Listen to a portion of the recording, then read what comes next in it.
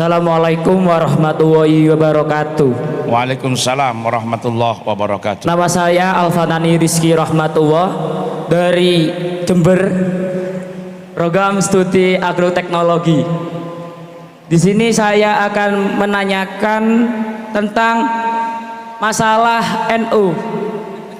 NU Nahdlatul Ulama di era sekarang memiliki stigma yang buruk, yang kurang baik di sosial media, dan kita sebagai warga Nahdliyin adab sangat menuntut tinggi adab. Pertanyaannya, bagaimana adab kita warga Nahdliyin menanggapi hal tersebut? Sampun.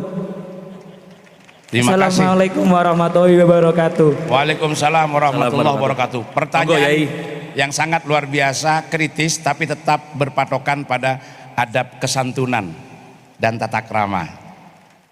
Pertama, ketika kita berbicara sosial media atau media sosial, itu sering ada kata-kata maha benar netizen dengan segala komentarnya. Artinya patokan benar salah itu sudah bukan didasarkan kepada objektivitas ilmiah, tetapi kepada persepsi dan narasi yang dibangun oleh orang-orang yang mampu membangun narasi itu. Apalagi memang ada kepentingan-kepentingan orang tertentu dengan memanfaatkan para cyber untuk kemudian mempengaruhi opini massa melalui narasi-narasi yang dibangun di media. Saya tidak mau menutupi karena ini sudah pada persoalan konsumsi publik. Akhir-akhir ini yang menjadi banyak sorotan adalah kasus kuota haji. Sekarang kalau kita mau objektif menilai, ini banyak para ahli hukum, itu sedikit pun tidak ada kaitannya dengan NU. NU tidak punya kewenangan mengatur kuota haji. Tidak ada kapasitas yang diberikan oleh pemerintah untuk NU ikut cawe-cawe mengatur kuota haji. Yang kemudian disorot itu karena ada kemungkinan menyeret beberapa oknum yang itu kebetulan menjadi fungsionaris di NU, bukan NU secara kelembagaan kalau kita mau jujur. Dan itu gak ada kaitannya dengan NU. Kalau ada oknum A terseret, bukan karena posisinya di NU, karena posisinya di Kemenak. Karena Kemenak yang punya kewenangan itu. Kalau dia bukan orang Kemenak, tidak mungkin ikut-ikut ngatur itu. Berarti bukan karena posisinya di NU.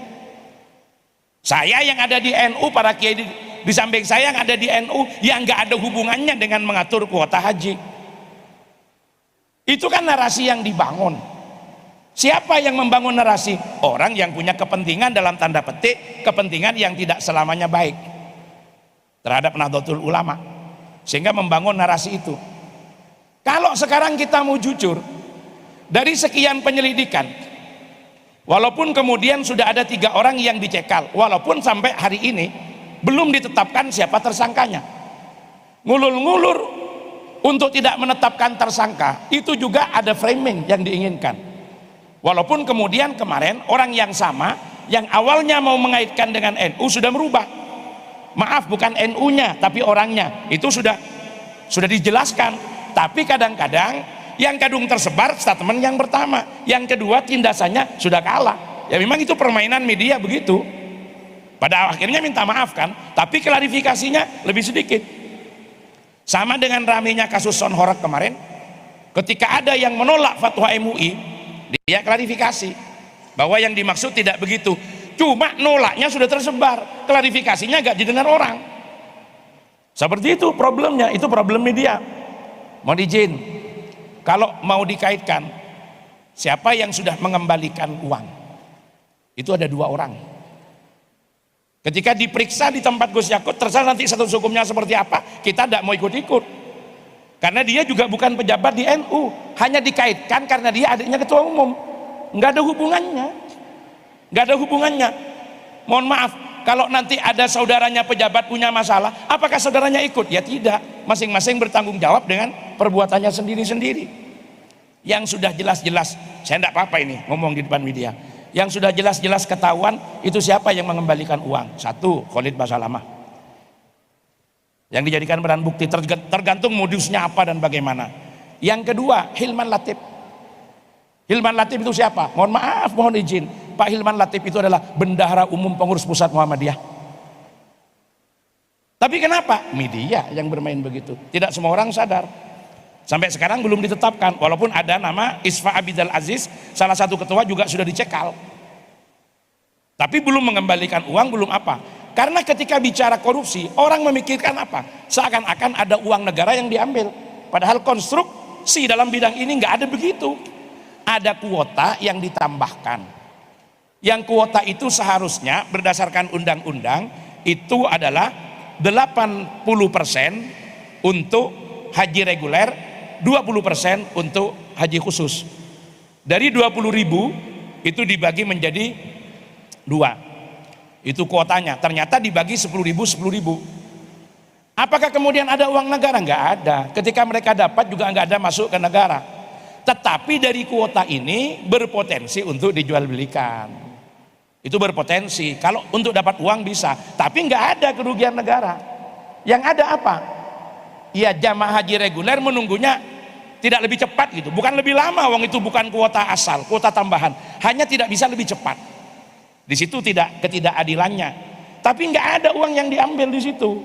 Kalau ada, ya uang yang dihimpun dari jamaah sebagai konsekuensi itu. Tapi konstruksi hukumnya kan nggak demikian yang dipahami oleh masyarakat. Nah, cuma kita sikapnya gimana?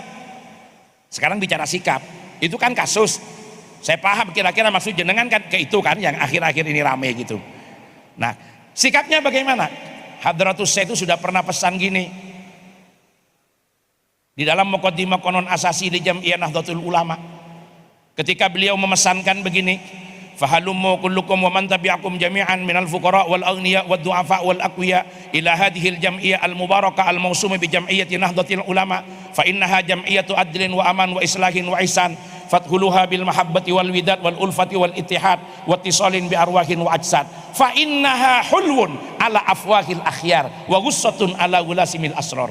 NU ini menarik, NU ini seksi, NU ini baik bagi siapa? Ala afwahil akhyar, bagi orang yang baik, bagi orang yang pikirannya baik. Tapi harus siap orang NU. Wa ghussatun ala gulasimil asrar. NU itu bisa menjadi orang benci, bisa menjadi orang melihatnya itu nak. Kalau katanya orang Madura itu beliyet, ceremet, jerjeben, menguap, mengutah. Itu bahasanya orang Jember. Ya, membikin orang mangkel, membikin orang jengkel. Tapi bagi siapa? Ala gulasimil asrar, atas orang-orang yang memang tidak baik. Maka bagaimana? Biarkan aja, kebenaran akan menemukan jalannya sendiri. Karena tidak mungkin ada kaitannya dengan institusi. Kalau itu dilakukan pribadi. Kenapa dicantolkan? Ada keinginan besar. Nanti itu akan terlihat sendiri. Allahumma sholli ala Muhammad. Jadi bagaimana sikap kita di media? Ya tidak usah pusing-pusing. Kita teriakkan. Siapapun yang salah harus diproses sesuai dengan ketentuan yang berlaku. Tapi kesalahan oknum tidak boleh menyeret institusi. Itu adalah sebuah ketidakadilan.